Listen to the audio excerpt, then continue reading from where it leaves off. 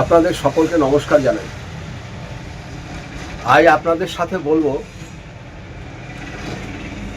কন্যা লগ্ন আর কন্যা রাশি। আপনাদের যাদের কন্যা লগ্ন বা কন্যা রাশি আছেন,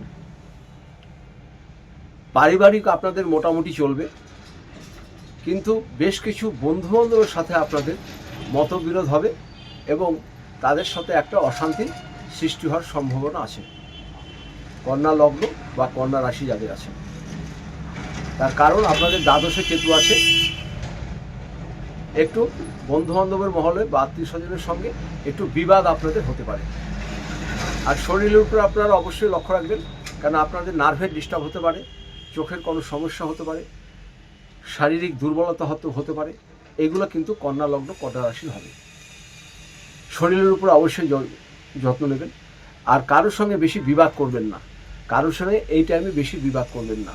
আর নিজের দুঃখের কথা কাউকে কিছু বলবেন না। আপনারা শুধু যদি সম্ভব হয় হাতে একটি অশ্বগন্ধার শিকড় করবেন, অশ্বগন্ধার শিকড় করবেন।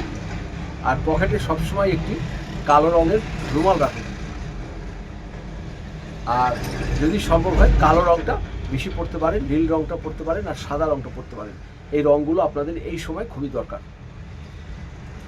আর এর থেকে যদি আরও কিছু বেশি জানতে হয়, আমার নিচের নাম্বারে যোগাযোগ করবেন। আমি পুষ্টি করি, ঠিকুজি করি, বাস্তুবিচার করি। যদি প্রয়োজন হয় আপনারা অবশ্যই যোগাযোগ করবেন আমার এই নিচের নাম্বারে।